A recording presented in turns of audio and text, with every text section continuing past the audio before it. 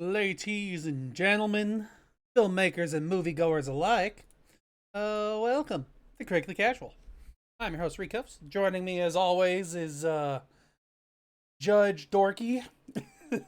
What's up, Dev?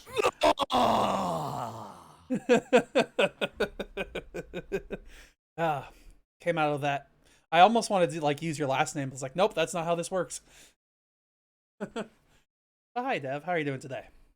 All right, how about you? I'm doing okay. I had a brief scare last night and kind of this morning, because like everyone knows if they listened to the show last week, I had my hernia surgery, and yesterday I got like the staples removed, and then about a few hours later the wound started to open up again. So I was like, ah, Ah, yeah, yeah. okay, let's. Oh. I'm not gonna go into detail about it. Don't worry. So that's what I was worried about last night and most of today, and why we're starting the show a little bit late now, because I had to go to the doctor and get things fixed. But other than that, I'm great.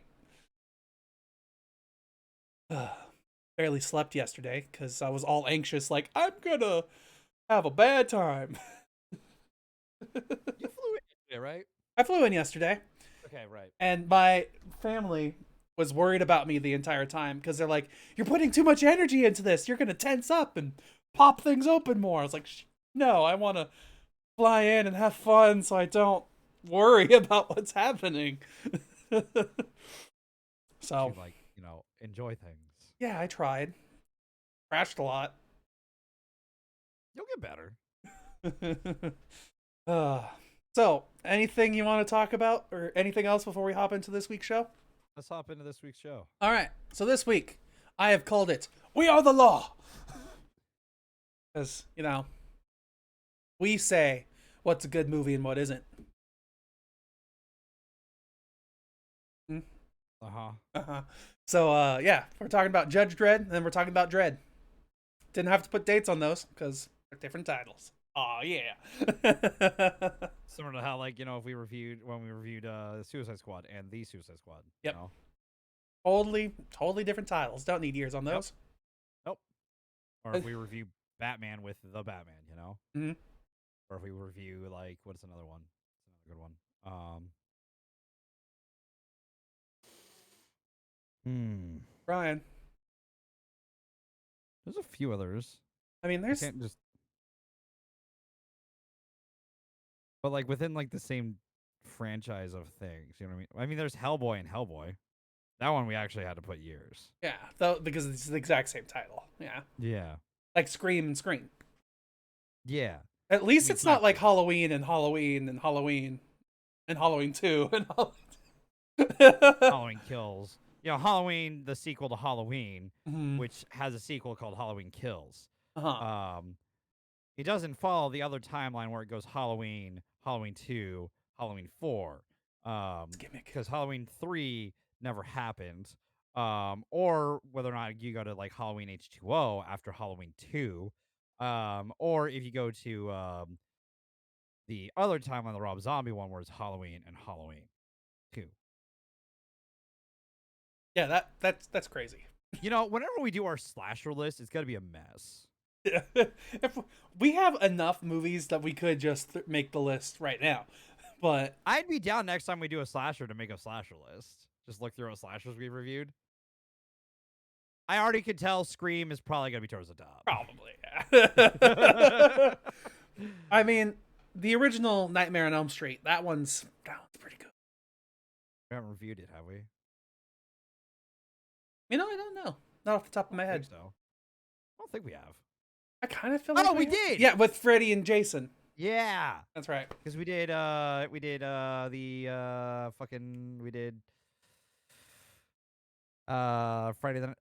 Friday the 13th part 2. Right? Hold on, was that 2020 that we did that? Hold on. I'm pretty sure we did Yeah, Friday the 13th part 2, Nightmare on Elm Street, and Freddy versus Jason. Jason. Yes. That's right. Because we decided to actually go Halloween out that year. And then Man, that was a mistake. Yeah, and then we did almost the two worst Halloween movies after, or Friday the 13th. No. Yeah. Yeah. We did the almost Halloween ones next, and mm, then was it that year? I think it was the next year. I think it was 2021 towards the beginning. where we did Jason X and Jason Yeah, it was in 6, April last year that we did Jason Part 7 because you 7. thought you mixed it up Yeah, I with wanted New to do Blood. 6. And then Jason X. Boy, oh howdy, that was a movie. Yeah, we are good. We have a good number of them. We could do that. I'd be down to like do a preliminary slasher list with what I have on here, and then if you see any that's not there that we reviewed previously. I don't remember off the top of my head.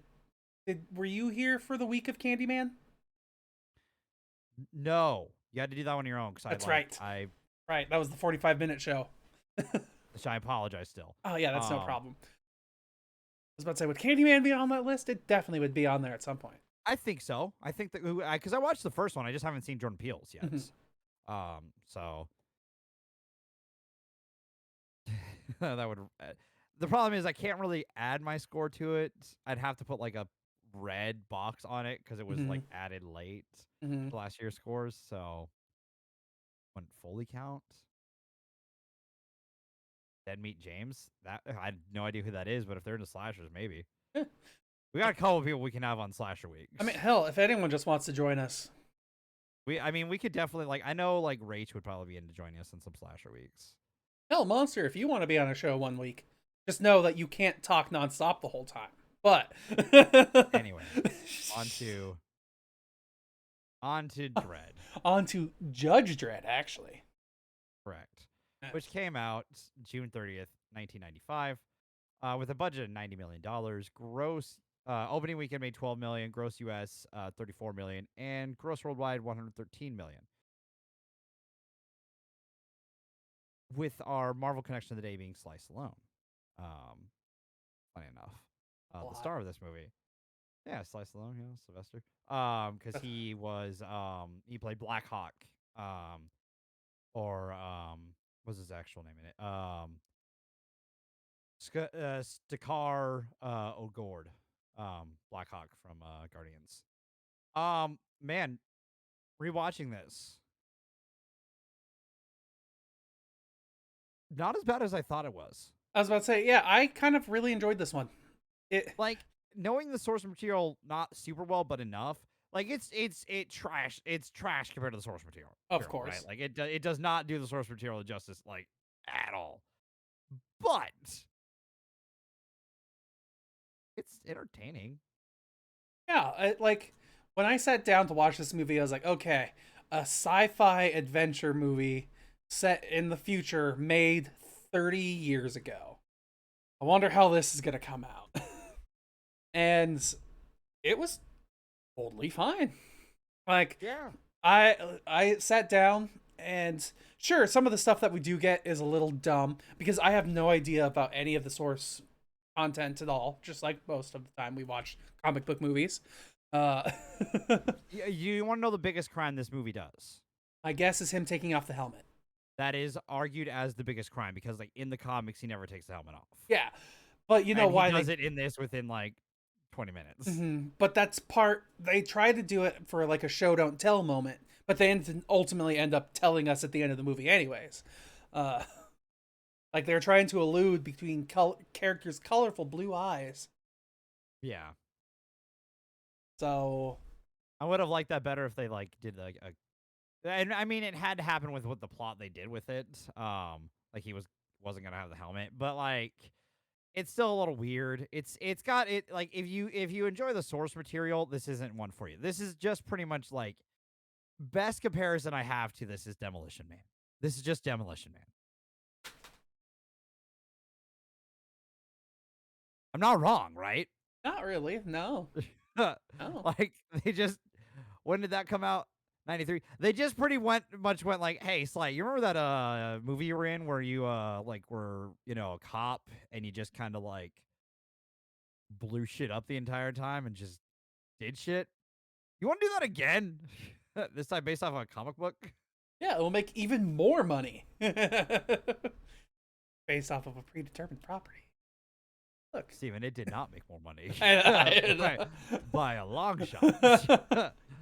Because Dredd isn't a mainstream comic by any means. Wait, what? Fucking Demolition Man only made 58 million? Never mind. Actually, it's more successful. Ah, What? there you How did go. Demolition Man only make 58 million? Hold up. What the fuck happened in the 90s? Anyway, I was about I'm to not say, saying either of these movies are like good movies either, by the way. Like they're just stupid movies. Hmm.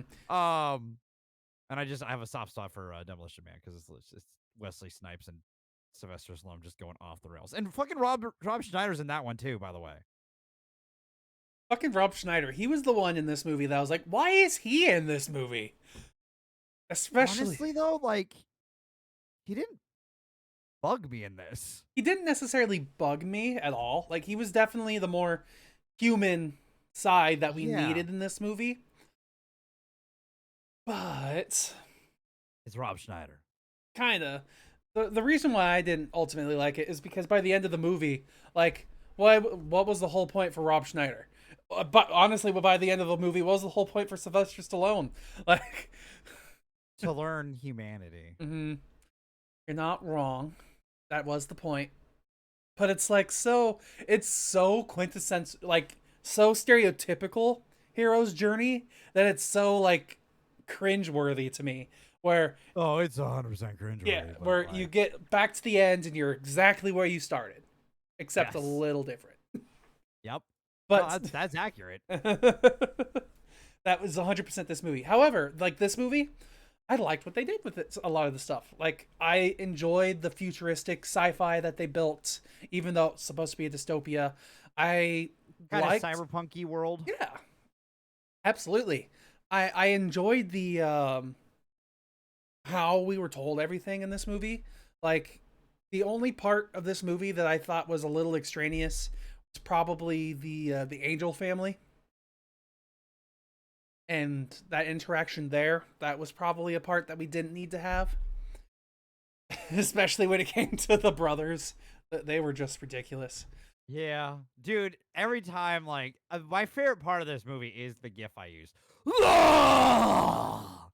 It's just because Sylvester Stallone yelling, "I am the law," and then fucking what's his name? Uh, Armand Ascenti,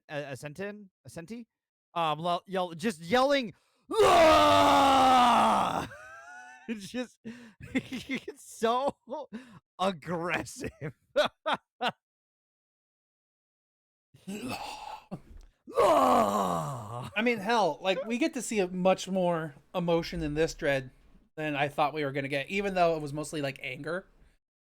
It was still like, I am not the. That's a lie. I am angry. And I'm normally, the law. yeah, I will not betray the law. yeah. How could you?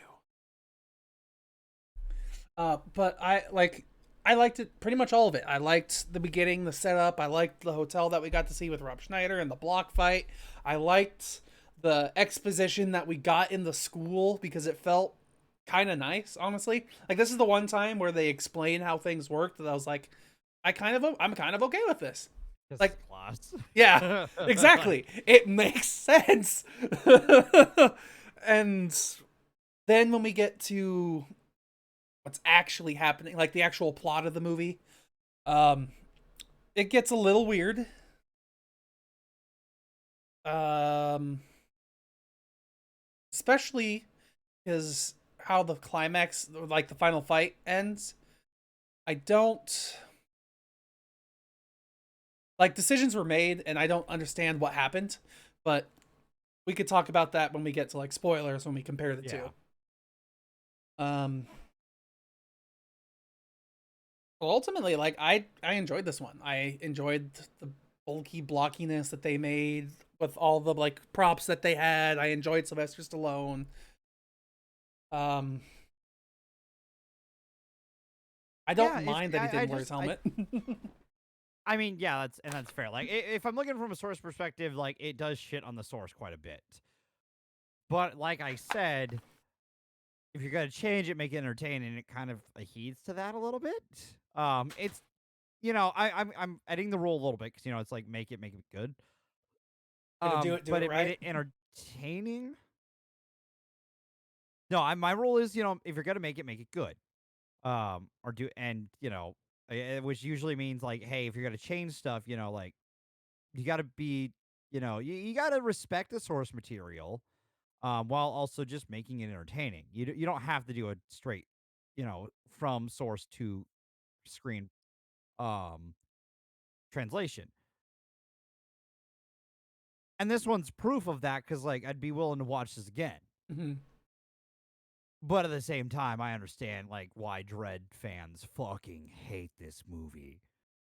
Because it does do a lot of shit. Like, knowing very little about Dredd lore, holy shit. Does it just kind of take that shit and just go, and here's some cow dung on top of it with some horse dung, with some human shit, and some dog shit. And on top of that, some baby shit with a cherry on top. That cherry is a helmet with a blue visor and a red M on it. Yep.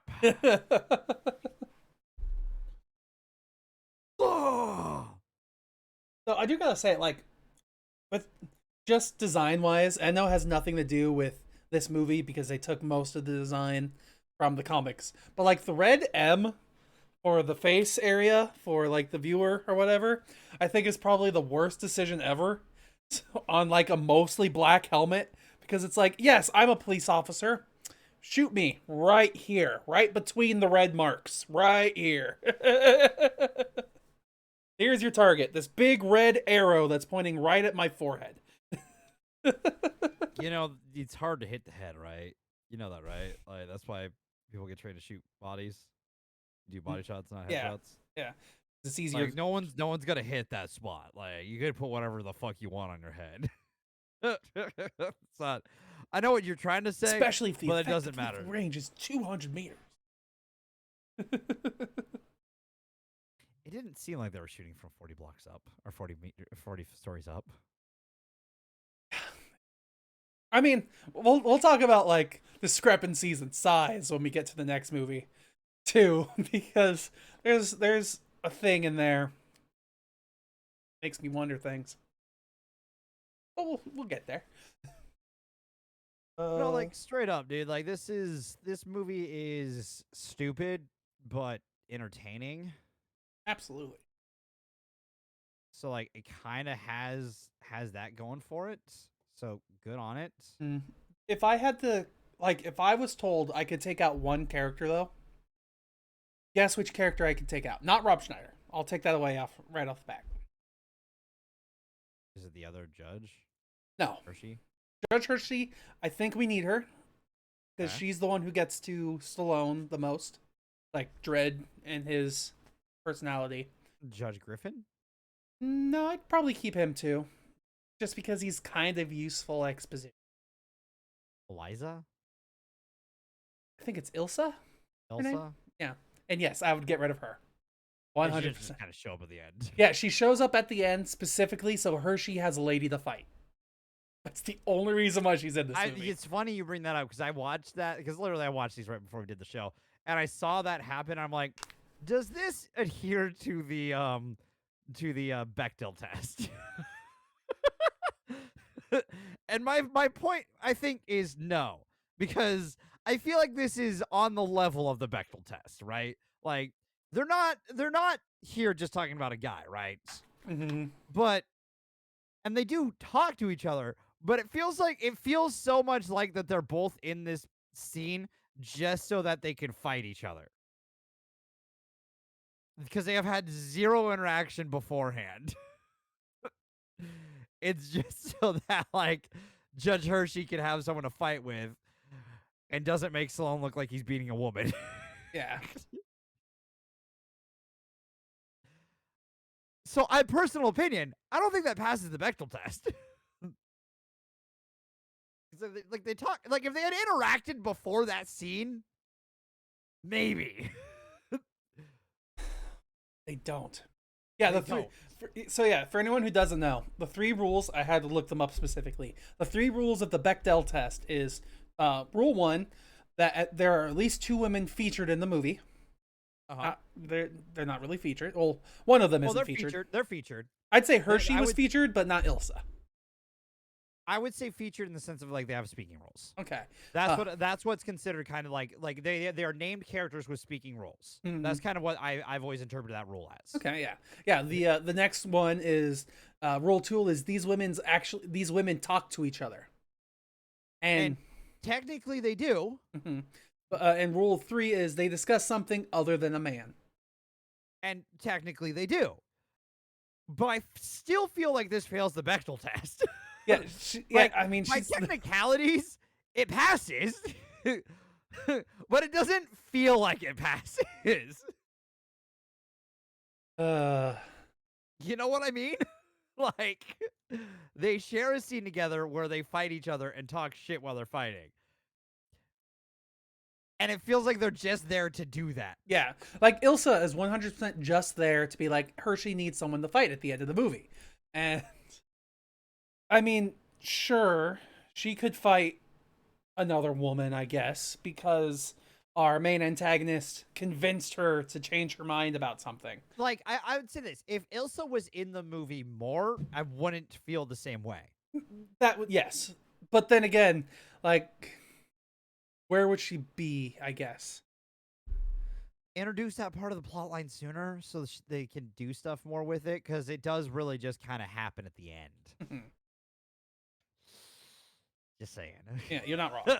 The only way that like it would kind of work is if maybe we got to see more in the beginning of the movie. Like, I know I normally don't like this kind of thing, so if it did happen in the movie, I'd probably critique it for having this in the scene. But like, if they at least used her at the beginning of the film for like the trial that she said that she was a part of. Yeah, maybe. And then they jump like 10 years later or whatever to where the movie starts. I was thinking the same thing, actually. Like, if we got the trial at the beginning. Yeah. Like, that's our opening scene. And then 10 years later, we start with Sylvester Stallone as the Judge Dredd. And whatever. I actually, we don't get the exposition dump at the beginning. We just get that. And, like, maybe the exposition dump is, like, kind of happening as, it's explaining the law. Like, the law of the land. Like, kind of how they do it in the next one a little bit, because I'm fine with that, where it's kind of like it's showing you the world and what we're dealing with. We'll get into that a little bit more. Yeah, it's not just words on a screen. Not just words on a screen. I'm fine with a VO, like, during, like, a scene like that, where it's, like, obviously showing the court system. Like let's show other, other things going on. Like, you can show, like, judges on the streets doing stuff, and then, like, some of the court stuff, and then get to Roscoe's trial. Do that 10 years later. Bam. Solves the issue. And yeah, then we'd actually get to see what she did and why she's connected and yada yada blah blah blah, and yeah, totally fine. And but like what Hershey could have fought, since we didn't get the trial at the beginning, could have fought the muscly white people. Can't remember / don't want to. The cannibal people? No, I don't want to go say too many words because I don't want. Oh, those. Yes. Yeah. But the like skinless folk. Yeah, but they ultimately do nothing. I'm pretty sure. Yeah, that was a weird one. Yeah, that was a weird one. Yeah, that's part of what I want to talk about in the spoiler stuff. Feels like it got cut. Maybe, but yeah, it was literally like, activate them. Boom. Plot resolved. Yeah. Explosion. Agreed. Yeah. So like, Hershey fights the skinless people, and then Fergie does what he always did. Exists. Yeah. Like, it's just Ilsa, this woman, played by Joan Chen. She can leave. If she needs to be introduced earlier. Like, yeah. that is the big thing about her. Like, if she's introduced earlier, it's fine, but she literally shows up in the last 30. Mm-hmm. Like, she shows up out of nowhere in the last third and gets like 5 scenes. If that. Maybe 4. So, there's not a lot of time for us to feel like anything towards the character. And the things she does, like, feels a little weird. So.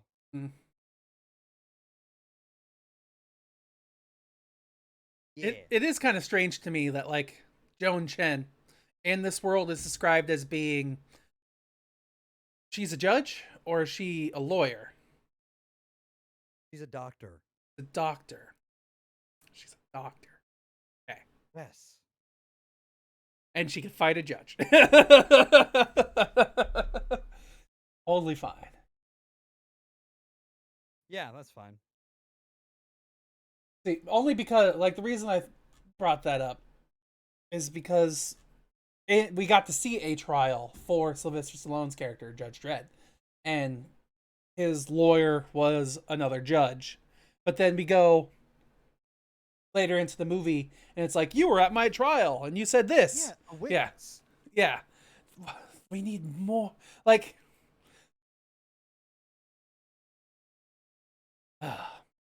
sorry.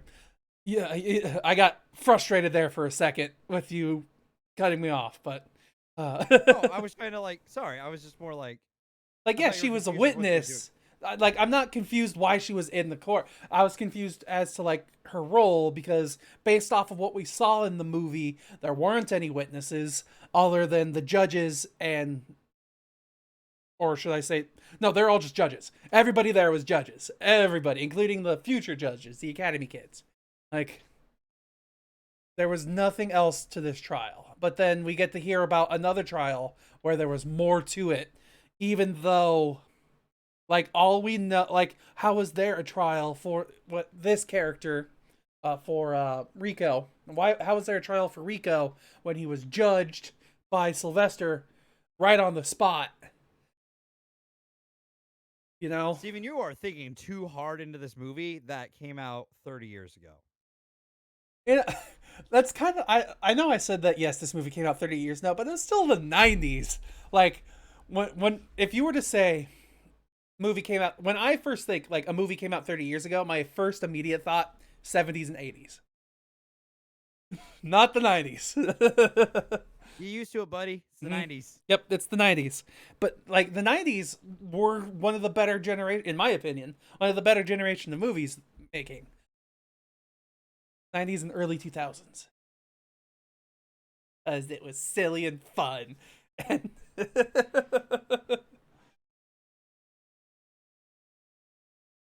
Okay, you know what? mm-hmm. I'm gonna hold on to that for later. Yeah, hold on to it. You'll need that for an argument later at some point. Oh no, I know when I'm using it. Mm-hmm. Or X-Men. Oh, not even that. I might be able to use it today, depending. I wasn't going to bring up that thing. Okay. Yeah, just because it's not, like I said, it's not really newsworthy. Well, then I'll bring it up now, Steven. Okay. You complain about modern cinema. Mm-hmm. I don't know why we're in modern cinema. Mm-hmm. Because of the 90s and 2000s. The linchpin, honestly, in my opinion, the ones that really made the movies we are now would probably be like the original Sam Raimi Spider-Man movie. I'd probably think the original X-Men. And then when I think of like stupid action movies that really kind of set the tone, would be like Vin Diesel action movie. So like Triple X. And I'm not saying I like those, like that movie, but the Brosnan era Bond movies. I never watched those. Oh, they are 90s, my friend. Like, if you watch anything from this era, i.e. Dredd, Demolition Man, the fucking Die Hards that came out during this time, like, we're not... Steven, we're always on this trajectory. I'm sorry to say. Mm-hmm. Like, freaking Has over here.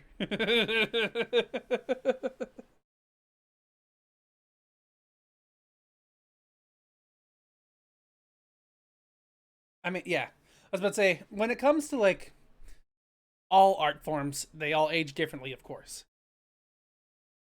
I would say a song is an old song after like 5 years. Even though movies, not music. He meant movies. I know. Music.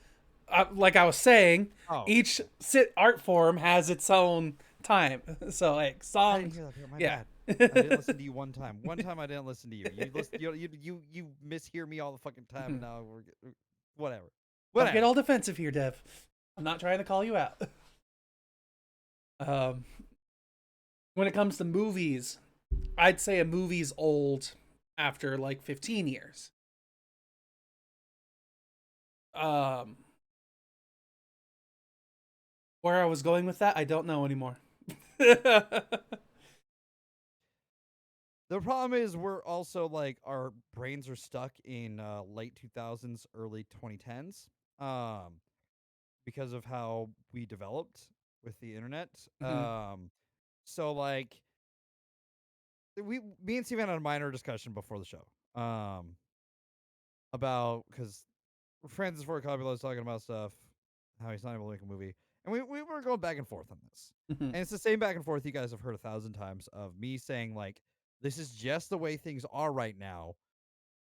Just get used to it. Like, and there's nothing we can really do about it because like you can't change the audience. Like you just can't. Like you can't change billions of moviegoers. That would be impossible. Like legitimately impossible. I'm gonna look something up really fast here. Hmm.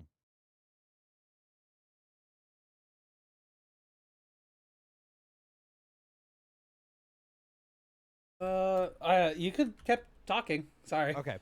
I didn't know if you were. It was gonna be a quick introduction or Nah. not.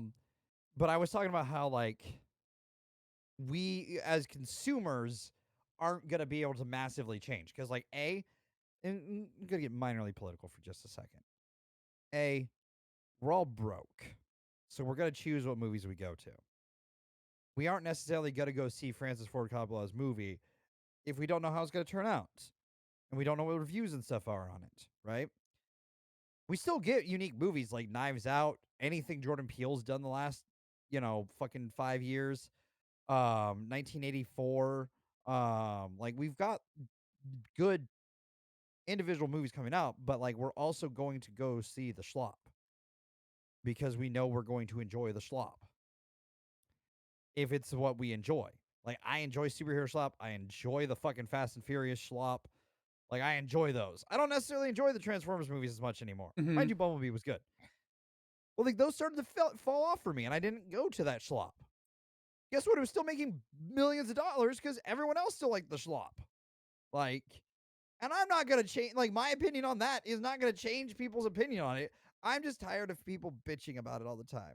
Because guess what? This is where our trajectory went as soon as we decided, like, hey, money is everything. You guys still aren't going to be making any more money on your stuff, by the way, like in your normal jobs to be able to consume the stuff we're making. Um, so, oh, why aren't you going to the movies as much? Oh, we're also going to introduce ways that you're going to watch it all at home. Oh, but why aren't you going to theaters as much? Oh, there's a pandemic, but we're going to open things and people are going to keep getting sick. Um, why aren't you going to theaters? Like the problem keeps coming back to why aren't you going to theaters? Hmm. But guess what? They keep doing shit as to why we aren't going to go to theaters. We're broke, there's a pandemic, and we got streaming. Like you've done all three. Why do we need to go to theaters all the time? Was it with the pandemic option? I don't think that's going to be a big thing. Like, at least starting from now on. Only because many states, including California at this point, are dropping their mask mandate. Oh, 100% because So, we've got through Omicron variant. mhm. When the Which, next variant hits, who the fuck knows what that looks like? yeah, exactly. But we don't know.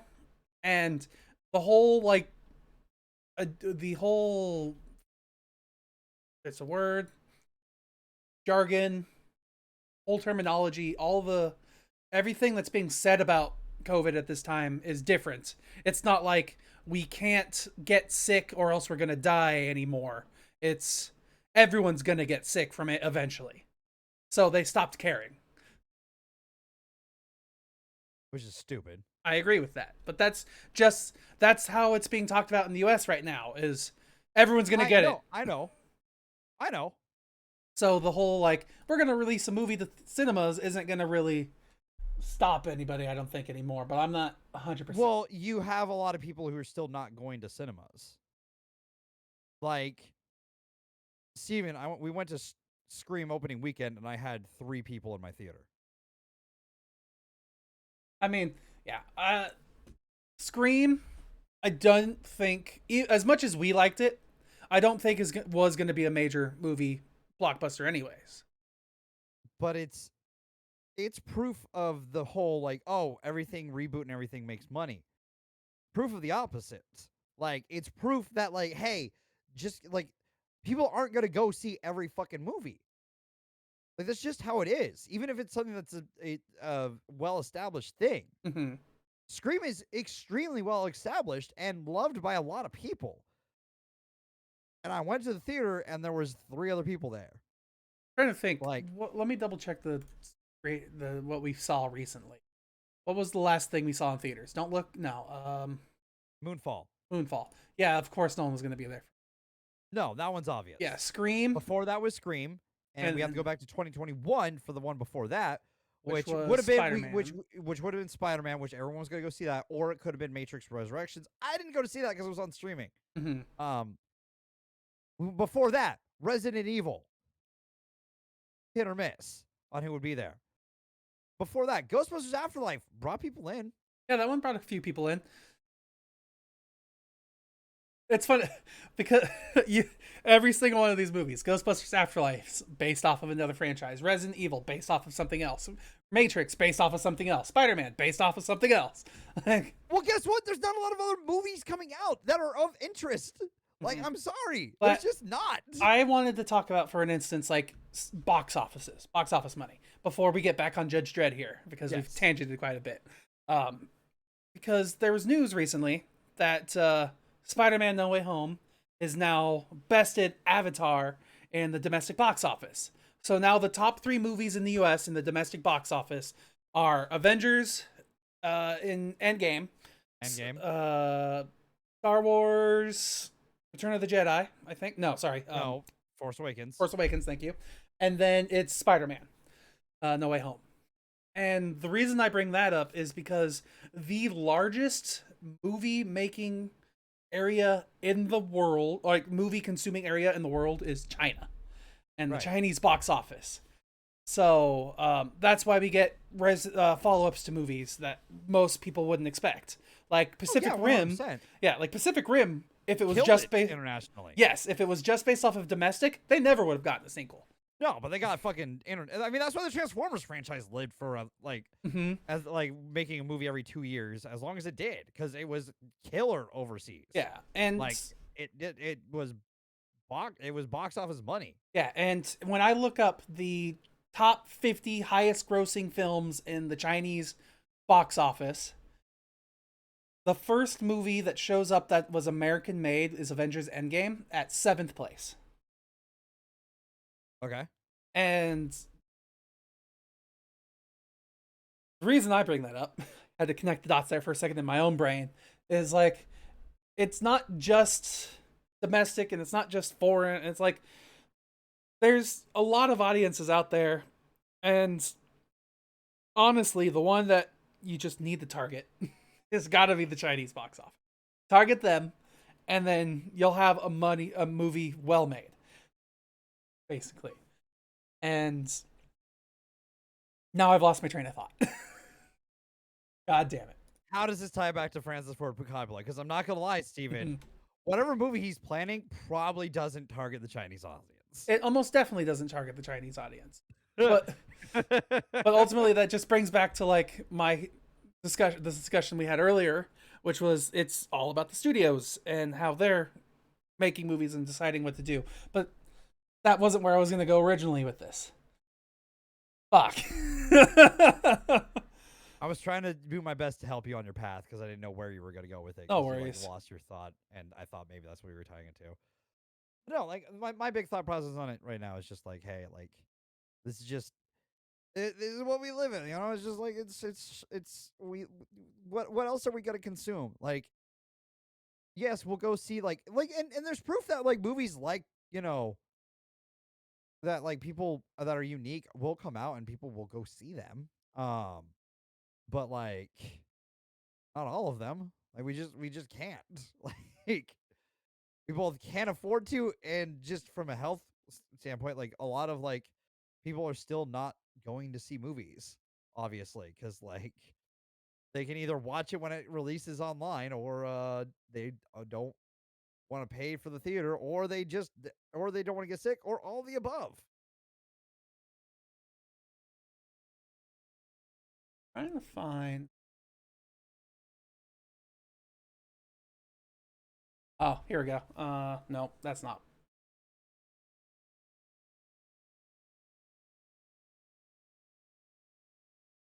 I'm trying to find where people first started saying the cinemas, like the death of cinema. And not just like the death of the movie theater, but like the death of the movie industry as a whole. And I mean, we're living through it. yes, obviously. But when did that start was my thought process. Because Years ago. yes.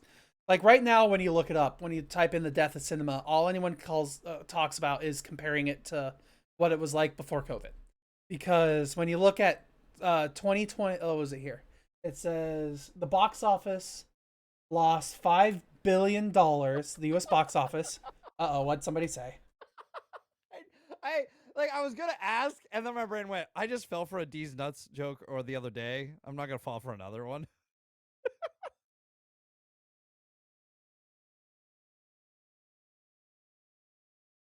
Ah, chat. I get you. I see you there.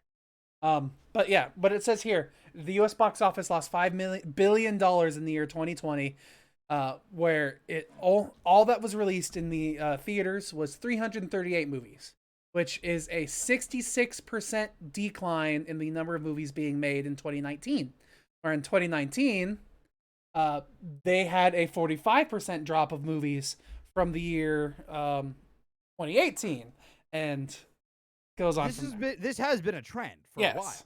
Like, people can blame COVID all they want. It's just the way things are right now. We're not able to go to theaters as much as people used to. Like, going to the theaters, like maybe like a decade, 2 decades ago, was something you could almost do every weekend. Like, going to the movies, like, you remember, okay, Kingman, Arizona, when we were in high school, you remember how much a ticket was? Yes, it was $8. for a night show. For a day show, it was $4. Right?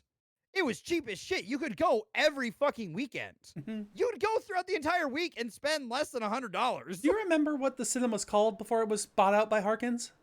It was Brendan Theaters. Or sorry, before it was bought out by Brendan? No, I fucking was too young to remember that. Neither do I, so. No idea. Couldn't tell you. But it was like, dude, you could go every day to see a movie. It was cheap. It was like, if you went to a matinee, it was under $10 for 2 tickets before tax. Now it's like I go to a matinee and I'm still paying $10. Mm-hmm. That doesn't include snacks or drinks or anything like that. And guess what? Guess what? How much extra money I would have in my pocket if I didn't get a promotion? How much? $1 extra an hour for tickets that have gone more than double in price. Mm. Going to the movies isn't what it used to be. No. So of course, like, we can't do this. We just can't. And like so of course, like, studios are going to make things that are going to make money and make people go see, because like we're invested in Marvel. I'm invested. I like how I said I wasn't going to talk about this, and now we've gone on like a 20-minute tangent in the middle of our Judge Dredd. I'm sorry. I'm sorry. Keep going though. Yeah, it's fine. But it's a good topic in my opinion, because like, I'm fine with us disagreeing on this 100%. Like, it doesn't change anything between us. But I'm more like, for me, I just, from my perspective, and maybe it's the fact that like I'm a Hasanabi head, fucking go full fucking lefty. I'm done with capo bullshit, right? But it's just like, looking at it, it's where we get when we literally capitalism, like, art. Like, this is where we go. That was NFTs. I mean, that's part of, yes, that is also part of it. But like, this is the natural progression when we let capitalism control art. When we let the people with money control what the people without money consume. Hmm. They're just gonna be in it for the money. Hmm. And like we could have both. That'd be great. I would love to see what Francis Ford Coppola's movie that he's been trying to make for 11 years is, right? Cool. That'd be awesome. We need to start watching more independent films on review podcast stuff. Steven, like looking through the list of, but the problem with that is it's not guaranteed that it's going to be in all theaters. Well, yeah, like doesn't we're not going to see them like as they come out the theaters most likely, but like just in general, we should probably watch more Sundance Film Festival movies or rather anything, honestly, because that's where people who are creating original things are at the moment. Is all independently I'm down to fundraised watch movies. more of those, but I will also say sometimes when we like a lot of the times when we do that, there are a lot of movies that we watch that aren't that enjoyable. Mhm. Like we end up like, and I'll turn to the horror franchise, and I know it's the dead horse of this podcast, Mhm. but like you remember 2019? Yeah, I do. That was a rough year for us. It was because a good portion of what we did in 2019 was watching horror movies because there was a lot that came out in 2019.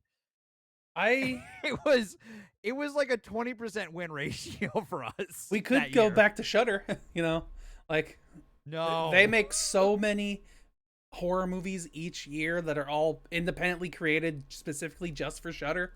Like, there's a lot of stuff on there. I'm not saying none of it's good, and that's not what I'm trying to say. But the hit to miss ratio that we have to deal with, like, I'm fine with watching them after theaters. But like a lot of the times, like I said, I don't necessarily want to go to theaters to catch these movies anymore. Yeah, Because if it's a miss, I've wasted $23 after getting snacks. but that's kind of not a way we can do this. Oh, Some 100%. It makes it a lot harder. like if we want to try and stick with the algorithms that the internet provides, we have to watch it when it comes to theaters. Yeah, and sometimes we do 100%. Like I'm Like surprised. There's a couple of animated movies that I know you don't want to see them in theaters, but still, which one? we haven't see like just in general. We could see fuck, I just Soul is a movie that would be interesting. I think, or at least for us. There's I mean, I'm fine with us seeing certain movies like that. yeah, but it's just like you don't want to see movies in theaters depending on like what they are anymore, and I get that because exactly what you just said. But still, Well, yeah, there like, are just movies like, that we need to see independent still. movies. No, I know, but I'm talking like from an independent standpoint slash like independent movies slash horror movies like are kind of in that same box of like you don't necessarily know what you're gonna get before you go in. Hmm? And if you're spending $25 to go see that, that is an investment Or of your money and time. that's true. You could just do what I do and only buy a ticket and not get anything else, and spend maybe $12. Yeah, but then you I have $12 more for the next week. I can't do that because if I don't have something to do while in there, like, because literally the reason why I get popcorn is so that I have something to do, like, so I can just do a repetitive motion, okay? Mm-hmm. Because I get You gotta fidget. I gotta fidget, okay? And I get it. popcorn is perfect fidget. It's fidget food, okay? It is my hand is always moving to grab more, right? And I also need a drink because like my throat gets very dry and I don't want to cough in a theater. Because then I feel really, really rude and I feel like an asshole. And I get very self-conscious because anytime I haven't bought a soda, at one point in the movie, my throat gets like dried out and I don't have enough saliva to like make it feel like not dry. And I'm like, oh God, I'm gonna cough in the theater and I'm gonna be an embarrassment. So that's why I have a soda. Like I have to buy soda and popcorn if I'm at a theater. Like it's not like a negotiable. It's something I need while I'm there because of just because if I'm not in the theater alone, it's gonna cause me to be like it's gonna make me very anxious. I I like monsters here. We are the cash cows for our theaters. I mean, you're not entirely wrong. At least with mine, they recognize I'm me. 100%. I go to both like theaters. I know, like I go there enough. So I only haven't go gone to there with one the red hair theater. yet. So Well, both my theaters are owned by the same company. And so some movies end up at one or the other. And usually that's you'll hear me say it was at Liberty.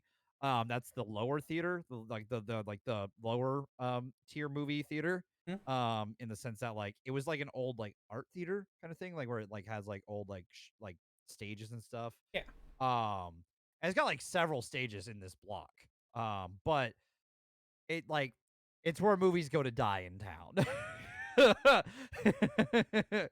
um, that's always how I've thought about it because like either a movie like on the tail end of its time in theaters will move there, which could fucking works if you want to see like let's say Spider-Man still. I would bet Probably Spider-Man there. it's still probably at Liberty. I will bet money on this. Where is it? Liberty Theaters. What are you showing? You've got oh, it doesn't have Spider-Man. It's got Jackass, Blacklight, and Scream. Okay. Blacklight. Don't know that one. Don't know either. But with my Um. theaters, it's like we do have a where movies go to die theater, but Oh, it's it's that new Liam Neeson one. okay. Mm, okay. Um, but like all of the other theaters are still owned by like the same thing. Like there's 5 or 6 theaters in my area, all owned by what's called the Santa Rosa Cinema Group, and they all show the exact same movie. They're just in different parts of town. So I go to one theater specifically because I like the seats and I like the theaters themselves and whatnot. Uh, but yeah, just because I go to that one theater, they definitely know me. I show up and they're like, "Oh, welcome back." They don't know my name, but I don't need to know my name to recognize me. True. Yeah, before we go any farther down the Deeper. rabbit hole, Let's. popcorn kernels for Dredd, Judge Dredd. I'm giving it a 6.5. 6.5. I'm gonna give it the same actually. 0.5. This movie's dumb and like it disrespects the source material, but like it still kind of works. Hmm? So Alright. Anything else we want to talk about? nope, Judge let's move Dredd on. related. Moving on. Okay. Wait, are we moving on with the original discussion? Or are we moving on with... I'm just kidding. Shut up. Let's move on to Dread. Alright, moving on to Dredd. Which had a budget, which was released on September 21st of 2012 with a budget of 50 million. Opening U.S. made 6 million, gross U.S. 13 million, and worldwide 41 million. And it is a fucking tragedy because this movie is fucking awesome. Hmm. It's okay. For me, when I watched this movie, there's a couple things I enjoyed. I loved the slow motion, beautiful graphics that we got. I liked the cinematography that we got. I liked the more modern and gritty take on this rather than the more futuristic take that we got in Judge Dredd. I would easily compare this version of Dredd to like The Dark Knight when it comes to tone and visual stuff that we got. That being said, this movie felt a lot longer to me. They're the exact same runtime, but for some reason this movie felt like an hour longer than the original movie for me. I mean, okay, I'll hear you out on that. I agree, but in a good way for me. Like it felt like I was absorbed into it. Okay. Like this isn't my first time. What how many times have you seen this movie? Because I've At probably seen it least about 3. I was about to say I've seen it about 3 or 4 times at this. Yeah, I've seen it. I know I've seen it twice before, at least that I can remember. And like with this movie, yes, he never takes off his helmet, which is okay. But then that ultimately leads to like we get one face and it's that damn scowl. The whole time. That's all we get to see, which is fine. Sure. It's more comic book accurate. But even the points where he's like supposed to be impressed, he still has that damn scowl that's like impressive. It just feels to me like really bad face acting, especially coming from freaking Carl Urban, one I of the mean, fair. one of the best face actors we have. Also, our Marvel connection, Wood Harris is pretty good in this. He's Gale, I think is his character. Yeah, Gale from Ant-Man. I think he's the buddy cop. Okay. The new husband's the new stepdad slash husband um of Scott's ex, Yeah. his partner.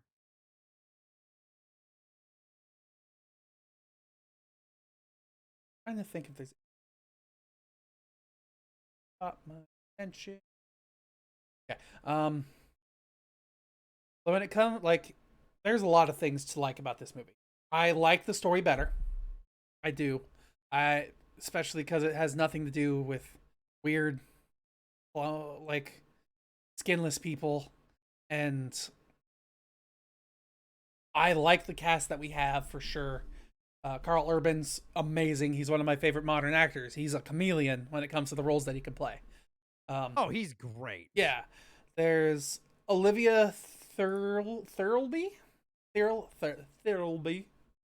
where she gets to Right. yeah, she gets to play a new up and coming judge, which has Minority Report powers, basically. There's also Lena Headey, AKA Mama. Khaleesi, Yeah. Well, or Cersei. I was about to say she's Cersei, not Khaleesi. Sorry, got the wrong C-ish sounding name. Yeah, and she's in it. She's great.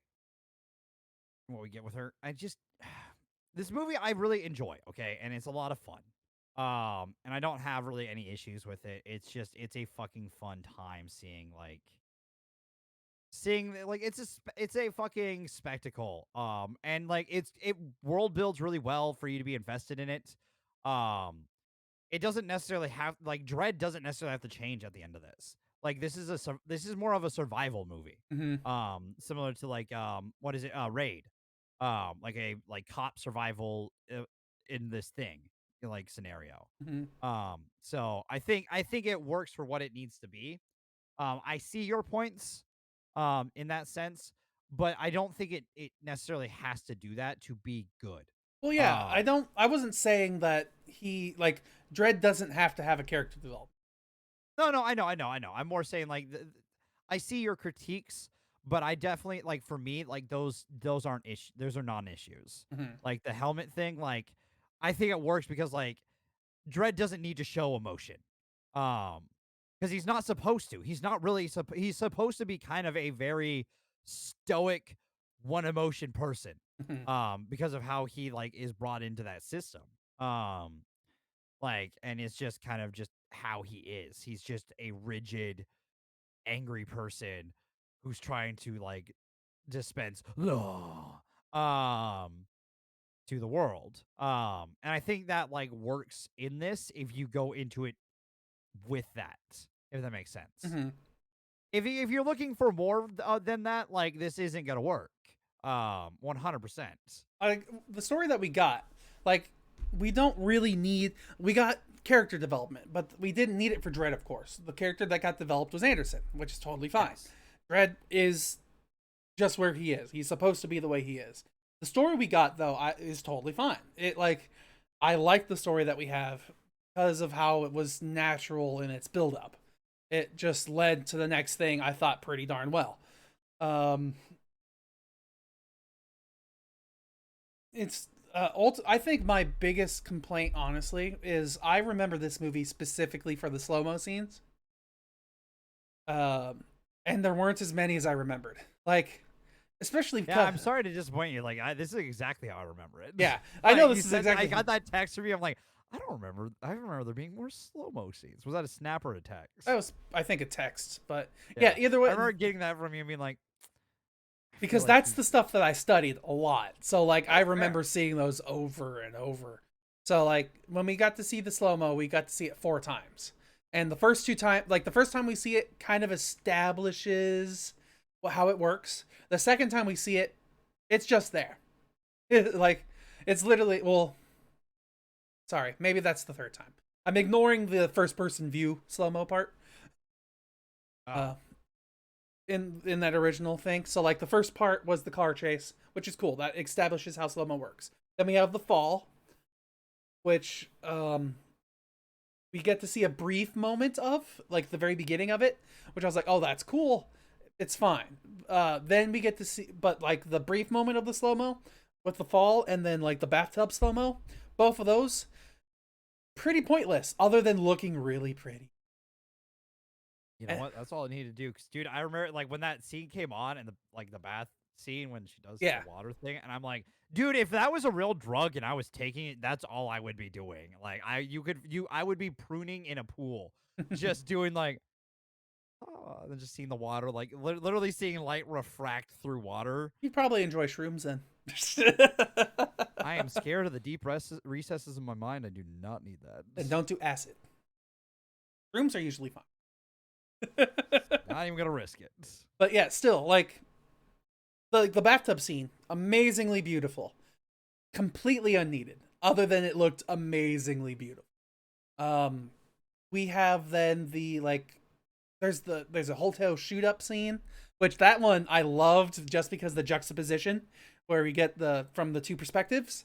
And then Yes. the absolutely best moment is The the music end. in that scene is awesome. Yes. Just Or just like you hear it and then it cuts to the slow mo version mhm. and then you cut back, cut. Yeah. It made me Like laugh. Like it it's was so good. it's great. Yeah. Absolutely. It and that's what I really watch. That's why I watch these movies is those amazing slow-mo scenes. It's great. Other scenes that I do enjoy though that like I'll watch this movie for are the freaking like machine guns. That whole segment that was cool. I really liked the hacker guy. I don't know his name. Um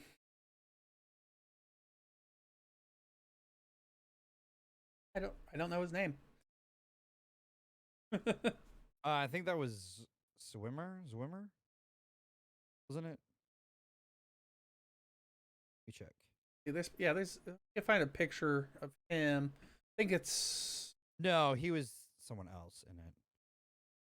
I'm a, think it is Donald Dominal Gleason.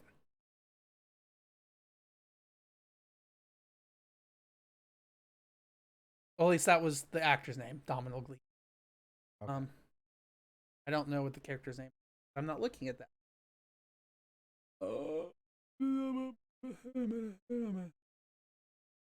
He doesn't even show up in the top things. Okay, that would make sense. But like, I liked him, and I liked his story that we got. I liked like, there's a lot to like of this movie. I had watched this with my entire family, like because I convinced my dad to watch it with me because he had never seen it, and then I convinced my stepmom to watch it with us because I was like, you might enjoy it. And her favorite part about it, honestly, was the blood splatter. Like with and without slow mo. With slow mo, it was amazing. Without, it was still kind of artistic, even See, though and it's that's the thing. incredibly CG. I can be fun. Like I know I talk about being like not a fan of gore in movies. This is fine for me because like there's art to it. Mm-hmm. My dad was Like, my dad called this one of the goriest movies he's seen. So it's like, and I can agree, mhm.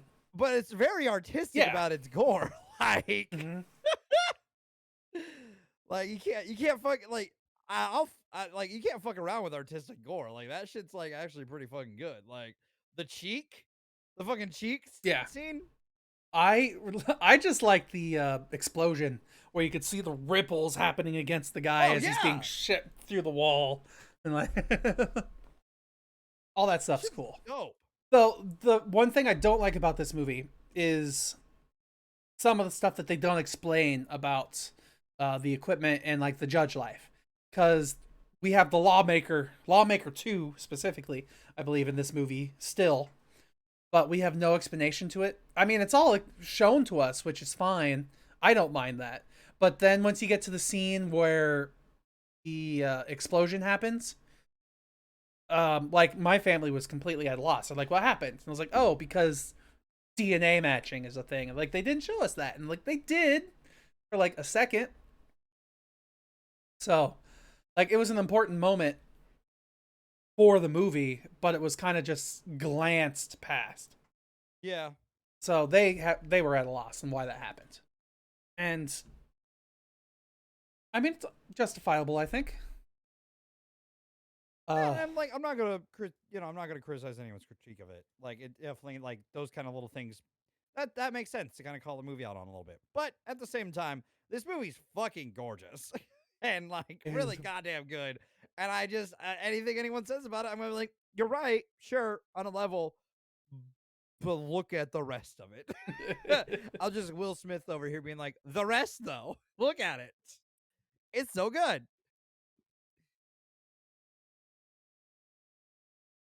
Let's see. Also, it's got Carl Urban. Like, you can't complain. I mean, you can, because you barely see Carl Urban. He's barely in this movie. I mean, he's in the whole movie, but you barely see him. You can't complain about Carl Urban being in this movie. He's really good in the role of Dredd. And I would love, like, at least, I'm really hoping at some point, like, this version of the world gets continued. I know a lot of people really want that. Because this is kind of a cult classic now. I believe it's earned that mentality over the last decade. Because, like, it's one of those ones that, like, it used to, like, when it first came out, it was kind of like, what movie? And nowadays when you bring up Dredd, like, people are like, oh, dude, it was really cool. I would love to see more from that. It's kind of got that cult classicity to it now. Where at the very least, it should get a show.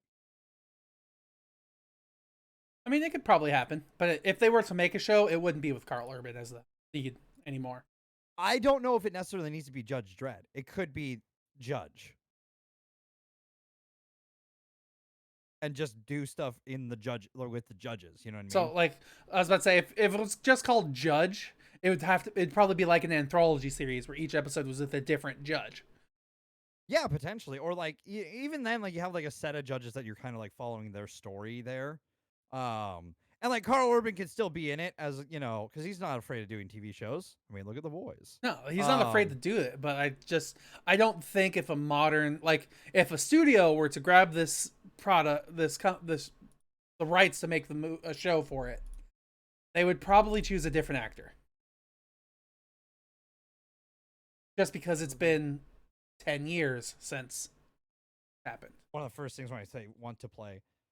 Well, asked about the possibility of playing Dredd again, Carl Urban told Screen Geek, well, listen, it's very, very early to get into speculations. Oh, when was this? But I've gone on the record before saying that I would love to come back and be a part of that world and tell more Dredd stories. So he's all down.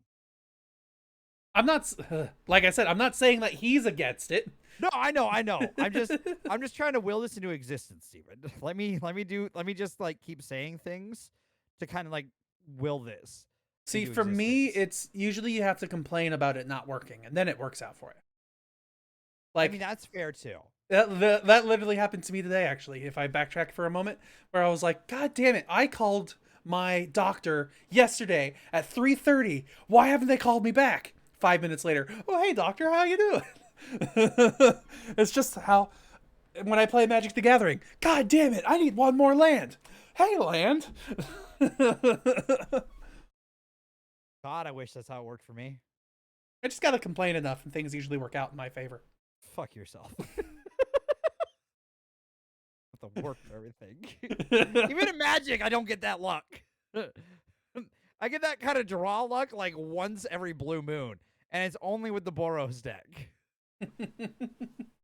Which, Dredd, definitely Boros energy. Straight up, yeah, no, 100%. I like, what was it? I think you were going on another quick tangent really fast. I think you were talking to Monster the other day in your stream about my luck. Where yeah, you have such stupid good luck outside of things, but in City, the Melbourne isn't having any of Steven's dumb luck. Like, yeah, it's I have dumb luck, and I also have some pretty bad luck too. Like, oh yeah, no, 100%. But I'm saying like you have like dumb luck in the sense of like events that you should, that like 100% are your fault and should have some form of consequence. You skate by. Did I ever tell you how I got 2 laptops for the price of one?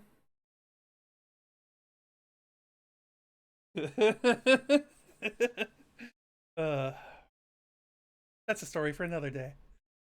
I fucking hate the start of that already. But like, In City isn't having any of your bullshit. No, it's your dumb luck doesn't exist here. Yeah, I'm literally the Joey Wheeler of like this world. It's like you are like you're in there to get like you have luck in the sense of like like everyone around you, everyone likes Reggie. Like no one really dislikes Reggie. Everyone does like having Reggie around. I mean, if I'm being honest, so far Reggie's just been a yes man. It's like, you want to do this? Ah, sure, I guess. He hasn't said no to but anything. I'm more saying like you're allowed to say no. Well, I know. Like, Reggie's allowed to say no. I understand that. Um, but he doesn't have the clout to be able to say no and feel good about it yet. Doesn't matter. Just say no occasionally. That's how you get clout. 100%. But like your fucking luck is so stupid in that city. Like it is, you have gotten robbed more often than Rick got robbed, and Rick got robbed a lot. Yeah, you got like you said I've you been robbed 5 times in my first 2 months in the city. You have caught up to that in your first like week. Like really coming into the city, because what before like the last like month you flew in like twice. Yeah, for me it was like I flew in once or twice, kind of gave it a break, and then I flew in again a little more regularly. But still, even if I fly in like twice a week, one of those 2 days I'm gonna get robbed. Rick is unfortunate in the sense of like Rick has got like Rick's luck has kind of changed. He's actually really fortunate now, but his unfortunateness comes in the fact that like driving wise, he's getting blamed for being a bad driver. But if you look at every fucking scenario that's happened to me in the last week, it's been local caused.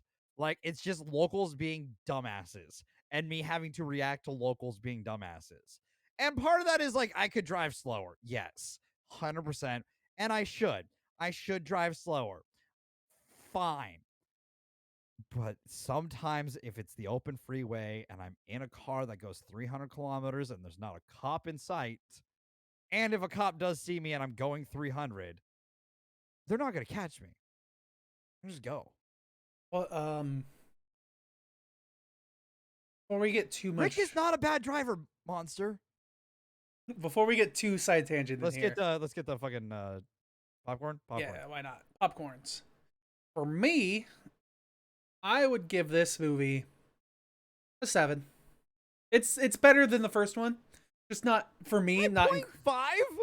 But not amazing. Like they're 2 completely different movies. They're the same character, but 2 very different movies. I'm giving it a 9. Of course. Because this is my jam. Oh, hot damn. So it gives it an 8. Wow. That's the longest spread we've had in a bit. Let me see.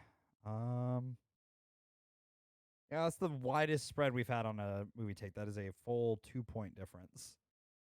There you go. What's the last time we had that kind of a difference? Let me go to last year. Different tangent. At least it's still show related. It's show related.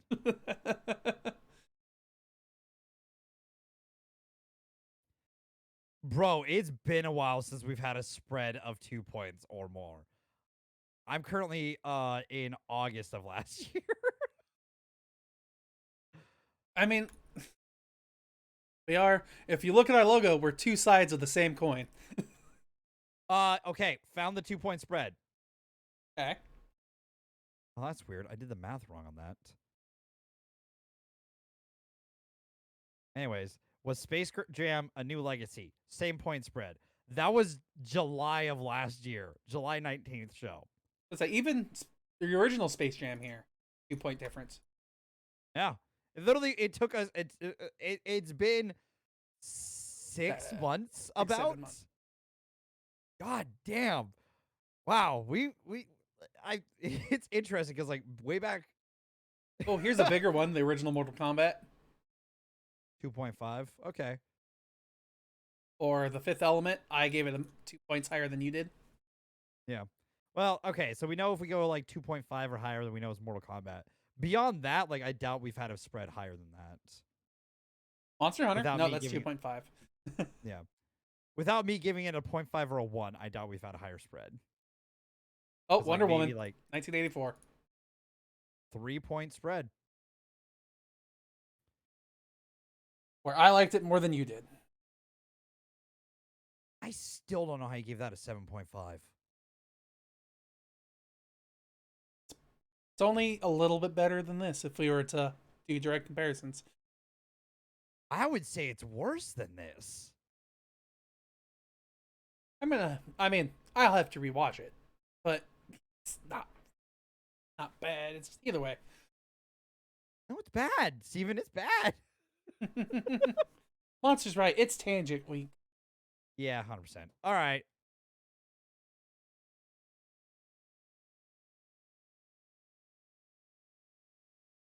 Let's get ready to. Oh, that's not the right one.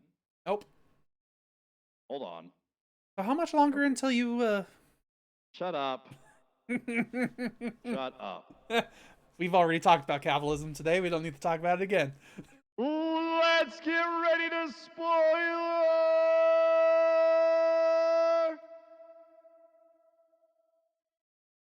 All right. So we're gonna kind of just discuss and talk about the two Dredd movies and compare them, spoil basically both of them. Definitely both of them. Monster is right. Yeah, I guess that is something you probably never hear. True. I mean, you how? Never mind. I was about to say you what? You mod for Dev's channel? Of course, he's never going to say you're right.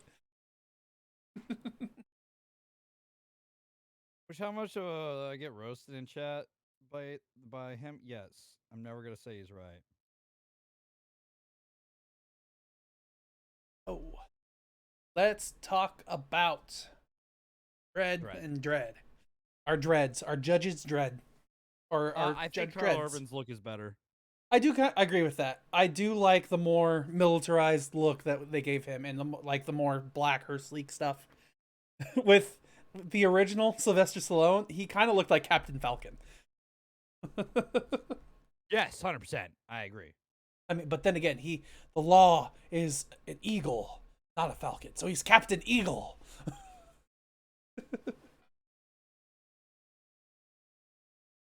The law.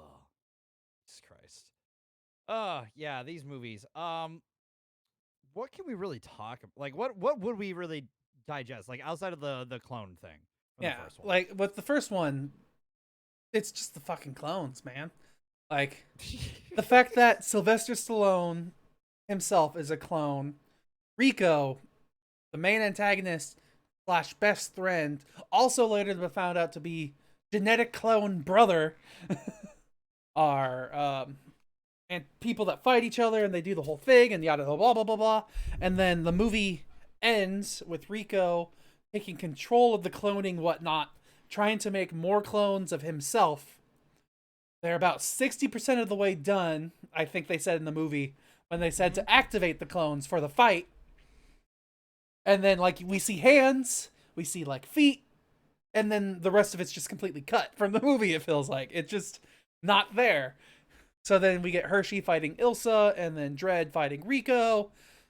And for some reason, it takes place on the Statue of Liberty, because they wanted to make Mega City 1 known that it's on the East Coast in New York area, but still. Right.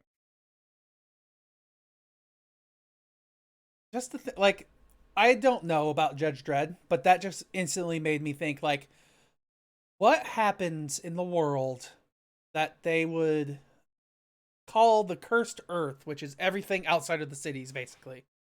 It's cursed and basically uninhabitable.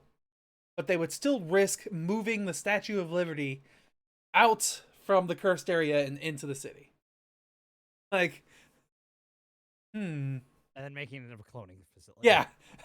many, many years later. Just those fucking clones, man. Yep. And then, yeah, the whole conflict in that movie was he's blamed for what Rico does, and he learns to be more human because he has human interactions with Rob Schneider and Judge Hershey. Mhm. I wonder why they chose Hershey. Is that an actual character in the comics, do you think? I don't have the care to look it up. No if I'm worries. being honest. Yeah, no, it's not needed. Probably, but maybe not. Who knows with how butchered the source material is in this movie. No, now I'm curious. I have to look it up. But Like, I wonder why. No, Judge Hershey is Judge Barbara Hershey was sidekick during the Judge Child saga, whatever that means. So she was a comic book character. I was just like, my initial thought was like stupid Hollywood stuff, or like Hershey, chocolate, someone who's as, if I'm being in a sleazy old studio, I want a lady director who's as good looking as chocolate tastes, and call her Hershey. That was the movie making industry. I hate you. And then the second movie, if we go straight to Dredd, that one has nothing to do with Dredd's character. It has everything to do with exploring the world of Judge Dredd, though. And it's not sure what I would call, like, it's just an escape movie, I guess. Yeah, a conflict, fight for your life kind of thing. Yeah, it's a survival movie. Yeah. So they're two very different movies that have very different feels, especially too because like when with the end of the original movie, the first Judge Dredd movie,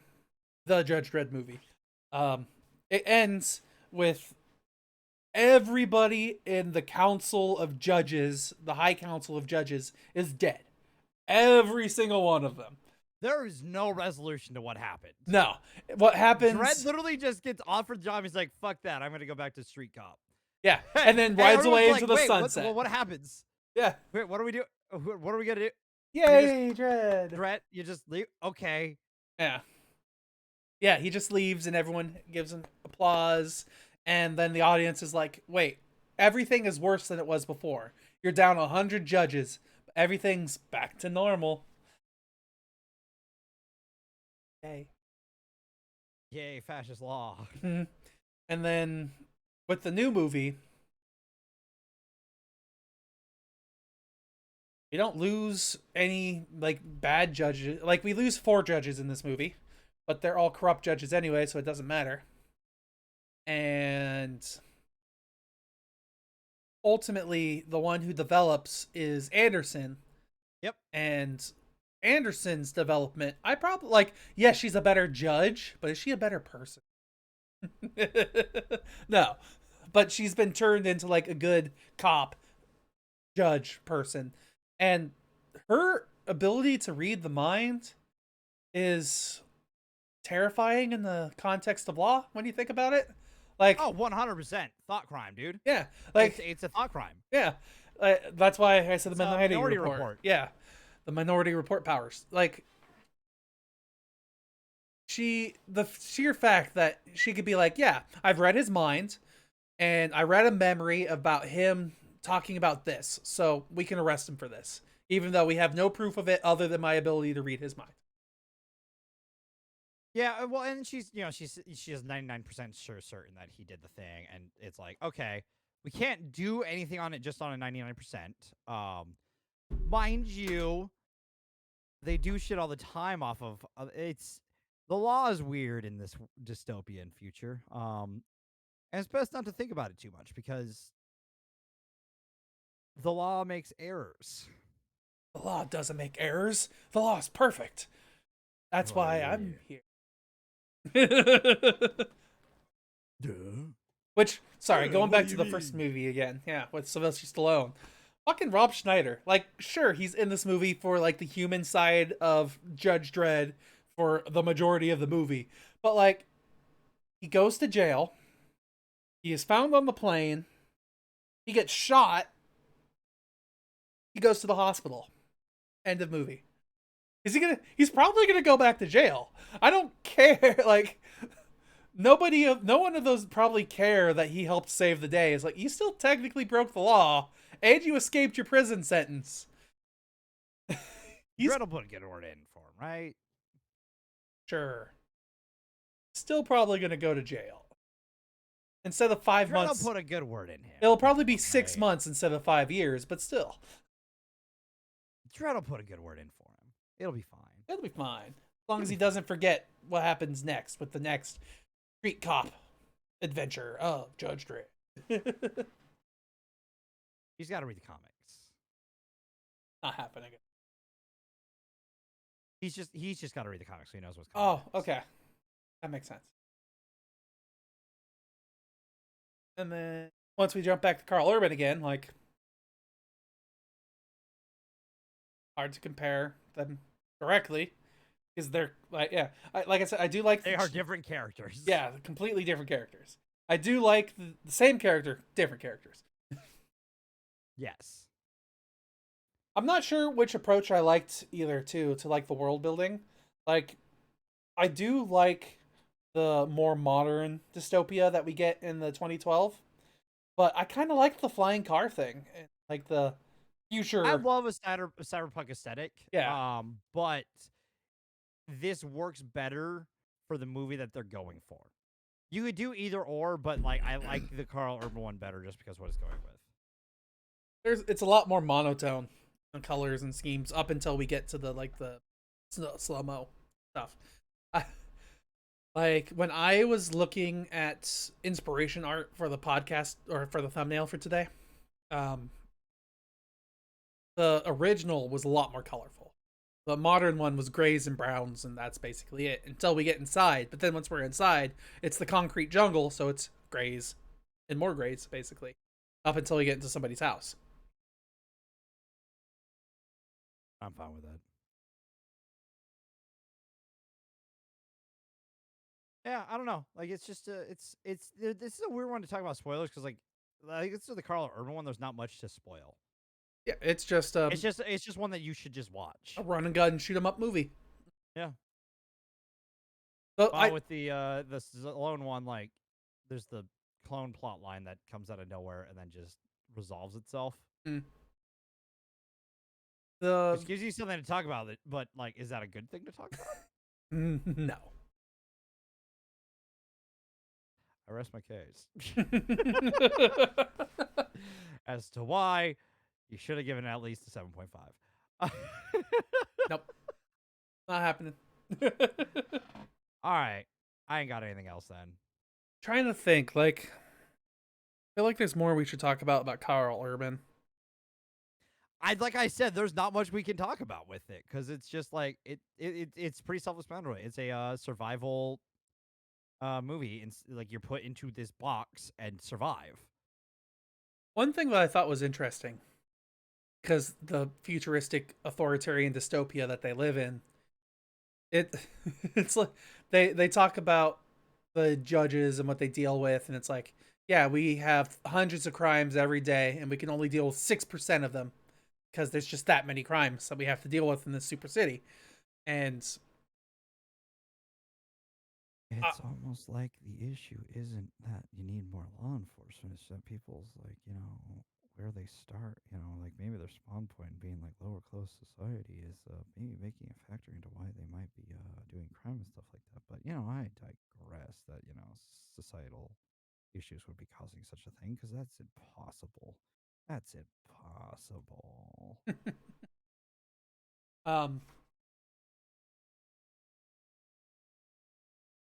Going somewhere with that a moment ago. Sorry. It's okay. I'm easily distractible. It's fine. Oh, I thought it was interesting that when you think of modern times, when it comes to like, okay, I'm training you on the job training, and then the emergency happens, like the on the job training just kind of shuts down. Like, sure, they're still shadowing you and that you're still helping train them, but they're not responsible for what happens anymore. But that's not the case here, where Judge Dredd's like, that's the job. Yeah, it's just the job. So you might have to deal with this on your own next time. Yep. So how are you gonna assess this situation? It makes sense. It does, but I was like, damn, this is fucked up. Like, you would think that Dredd would just take over and be like, okay, this is how we do things, but nope. It's like, okay, what's your assessment, rookie? Deep end. Yep. Like the other thing about it too for me is with that, like, I think it like also works in the sense that like the I was like, I don't know where I was going with that. Never mind. I lost it all. Lost the plot. Move on. I'm They're hungry, so I need to order food soon. no worries. They only other thing, I like the one-liners in this movie. This one compared to the last one, like Judge Dredd was fine in its one-liners, but yeah, but it was mostly like ridiculous statements, and how it was said is why it's a ridiculous one-liner. But like in this one, I love the all right, Anderson, what's what are we doing? Tell me what's going on. And Anderson's like, well, we did just contact backup, so I think we should wait for the backup to show up before odds are in our favor. And then silence from Judge Dredd. Just she replies, wrong answer. He's like, well, you're the psychic, and just walks away. My favorite is the all right, hotshot. What? Said hotshot. Oh. Yeah. That's pretty good. Don't really have a good option for boneless wings, monster. Unless I'm going like Domino's, and I just don't want Domino's wings. Yeah, unless the only reason, another tangent, Domino's wings are only good if you ask them to cook them twice, which you can't. Oh, I mean, I don't mind the like the mango ones. Those ones aren't bad. Well, I mean, yeah, it's just I personally, when I worked at Domino's, the more times you put the wings through the oven, the better they tasted. Because the first time they come out, they're still like soft and soggy because they go from frozen to cooked. So it's Right. like you run them a second time, then it's actually cooked. I'm not arguing with that, but yeah, I just don't really have a good wings place. We ain't got no B-dubs. I only liked Wingstop. the Wingstop. No, not even like dude. Nearest B-dubs is like a 2-hour drive. I never had Wild Wings until I was in Band. Flagstaff. Oh wait, you didn't go to B-dubs during a band trip at all? I thought we went to. No, actually, no, we never did we? You know, you're not wrong. I think I went to B-dubs. When was the first time I went to B-dubs? I think I went to it a couple times in Vegas. Before I moved to Vegas.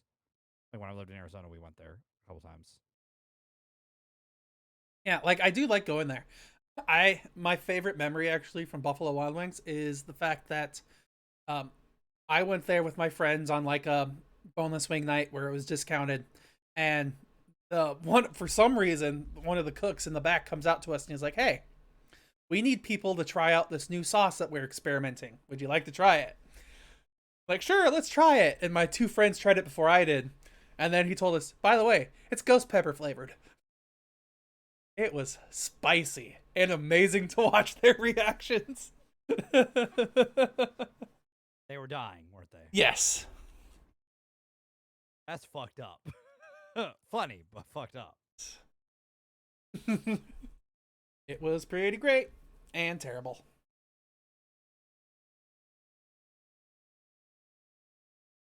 Okay. Done with spoilers? I think so.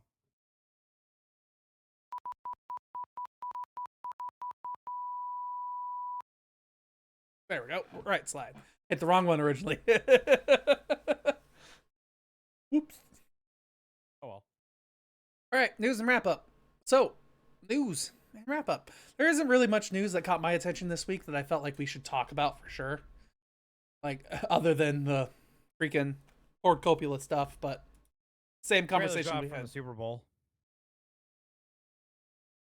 There's a new Strange trailer, new Moon Knight trailer, new Jurassic World technically dropped last week, but it was like, you know, pre-Super Bowl shit.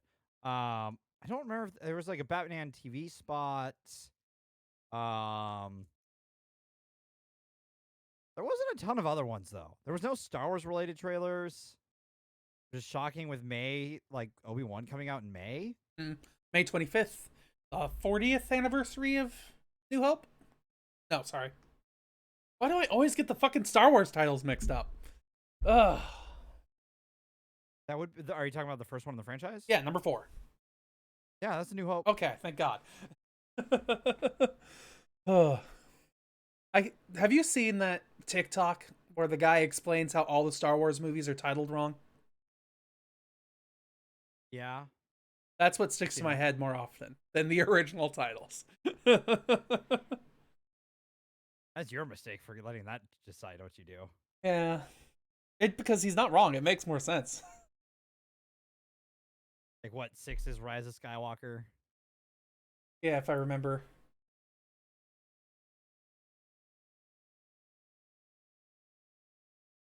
Other things I want to talk about. So there actually, I did find one thing that I thought was interesting, only because it kind of irritates me. It has been essentially reconfirmed that Johnny Depp won't be joining in on Pirates 6, which is still being filmed. Just not right away. It's not going to start work until probably like 2023. And the reason behind that is who is going to be the main star is going to be Margot Robbie. Margot Robbie is going to be the head of Pirates of the Caribbean 6. And the reason why the filming for that movie has to wait is because she's going to be starring as Barbie in a live-action Barbie movie. Directed by Greta Gerwig. Well, I guess that ends up on the Star Wars, the Disney live-action list then. The Pirates or Barbie. Barbie? Because they own Hasbro. And Mattel. Do we count that? You might. Does Battleship end up on the live-action Disney list? Okay, no, we're not going that far.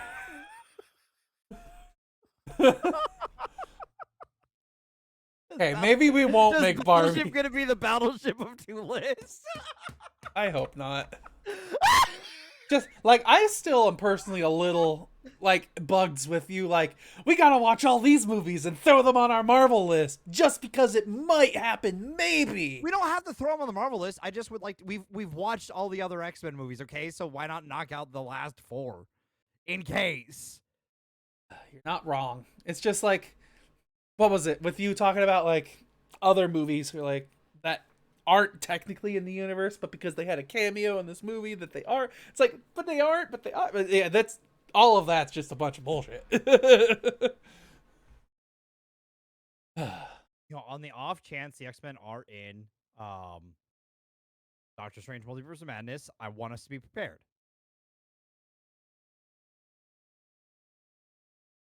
Because we already did that with Spider-Man. And we've already knocked out 9 of 13. We have 4 more. It's not that hard. I mean, no, it's not that hard. But March is a long month. Pull up this. I just mean specifically like the Marvel list itself. Like, if like personally, if it was a list that only I was in charge of, I probably still wouldn't have put the original Spider-Man movies on there. Or the Venom movies. But they're canon. But they're not the MCU. But they are the MCU. But they're not. But they are. We're both right, Steven. I know. We are both right. Events that happen in them can affect the MCU now. You're not entirely wrong. But until they actually appear in whatever universe number that is the MCU, I probably wouldn't consider them canon myself. Well, guess what? Venom and the Spider-Man showed up in the MCU world. Yes. But not the other characters that were around them. Like, well, either way. Yes. Yeah, but the characters from those movies showed up. So, thus, their stories are canon to get them to that point in that movie. Yeah, their stories are like their stories are canon, but those stories do not take place in the MCU. They take place outside of the MCU. But that's in the MCU. The MCU. Thank you, Monster. It's the MCU MU. The Marvel Cinematic Universe multiverse. Or multi-universe. MV. Yeah, multi-V. Okay, MV. The MCU MV. The multiverse. Which is part of the MCU as a collective. Maybe. Not a maybe. It literally happened, Steven. But it's not. We're gonna get nowhere on this one anytime soon. The movies happened. They are now canon. They exist. We're not gonna get anywhere on this. What monster? What? Like, shut up so you can get your food and then start streaming. I don't know. That's a great idea. I'm guessing it's have 2 separate lists, but that would be stupid. Because if they're all part of the MCU, we just have one list. But are they all? They are! I know you're doing this piss me off, but they are, Steven! Like, several characters from both movies showed up in No Way Home. Like, yes, that happened. But the movies that they originally took place in were not MCU movies. I get that, but because they are now MCU movies, if that makes sense. Just because when they originally came out, they weren't MCU movies, doesn't mean that they aren't MCU movies now. I mean, I would still say they aren't, personally. Just because the characters were there in that universe, it's not the same universe that took place in. It's just the fact that you had to watch fine. 5 movies to get all of the cameos that happened. Fine. It's ridiculous. I will change the list to the MCU MV list. But this is my show, happier? So no. You can't change mine. I'm just kidding. I'm trying to find an impasse here. And what, Steven? Oh. What? Yeah, that's much. Uh, I'm not trying to beat a dead horse. I'm just trying to prove a point that it's canon to the MCU that Spider-Man 1, 2, 3, Amazing Spider-Man, Amazing Spider-Man 2 happened in the MCU. Like, they are canon. Venom is canon. Because guess what's probably going to happen? The stupid little drop of Venom that was left behind is going to play a factor into the MCU in the future. yes. So to say that Venom doesn't affect the MCU is bullshit. Yes, And I hate it. I hate it. I hate that I have to say that, but it will. Venom will show up, and we will get black suit Tom Holland Spider-Man.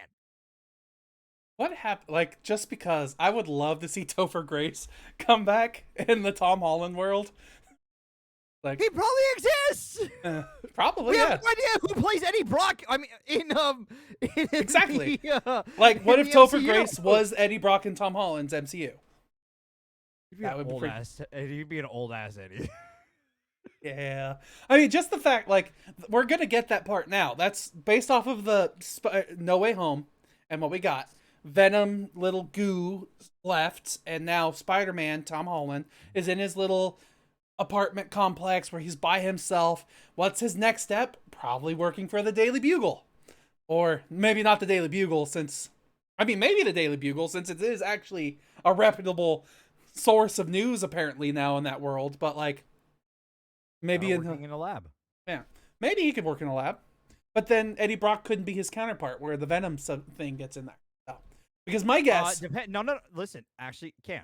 Because in the ultimate timeline, in the ultimate verse, Eddie's and Peter's dads were scientists together and created Venom in that universe. So doable. Eddie's dad was a scientist in the ultimate comics. So if Eddie Brock's dad is an established scientist and like Peter works at a lab that he might be working at, they meet. sure they could meet that way. And because they don't necessarily have to be rivals either, because like in that timeline they were friends as well. Mm-hmm.